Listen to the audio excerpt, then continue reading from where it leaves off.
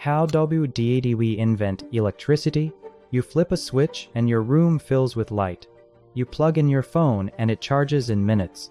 Behind every one of those small, unthinking actions is the same invisible force, electricity. It powers your entire world. And yet, less than 200 years ago, none of this existed at all. No power stations, no light bulbs, no wires running through walls. So how did humanity uncover the force that now runs everything we touch?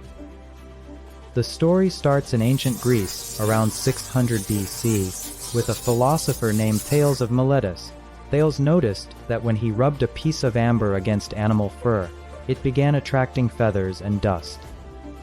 He had no way to explain it, but he had just observed static electricity for one of the first times in recorded history. For 2,000 years, almost nobody followed up on it. That changed in the 1600s, when English physician William Gilbert systematically studied the amber effect. He found that glass, sulfur, and wax produced the same attracting force, and he coined the term electricus, borrowing from the Greek word for amber, electron. That word eventually became electricity. Gilbert also proved that this force was different from magnetism, something people had long confused.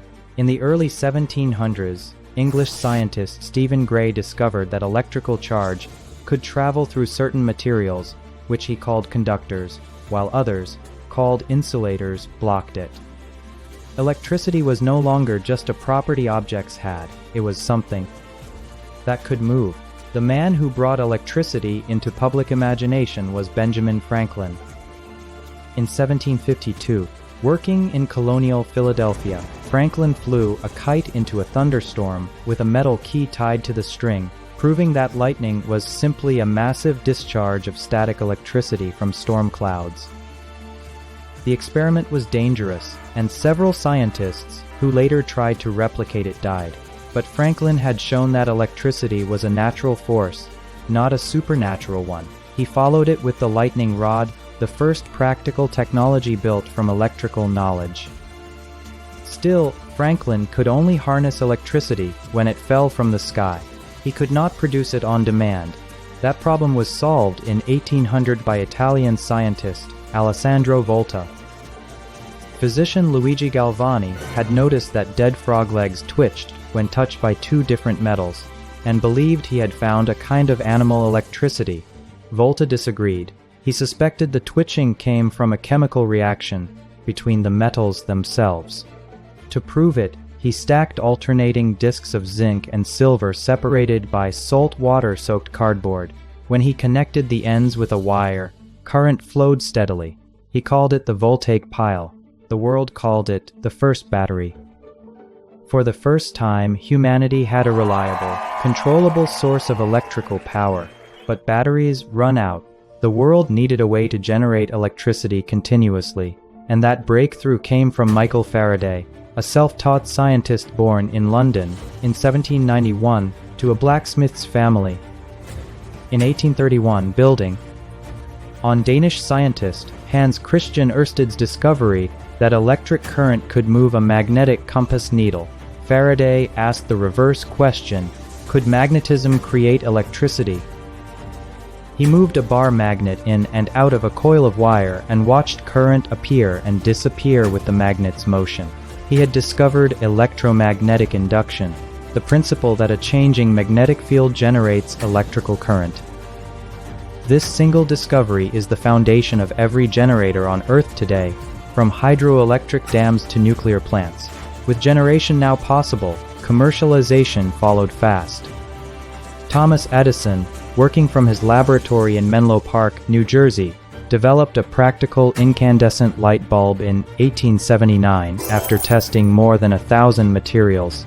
In 1882, he opened the Pearl Street Station in Manhattan, the world's first commercial power plant, using direct current, or DC. DC had a major flaw.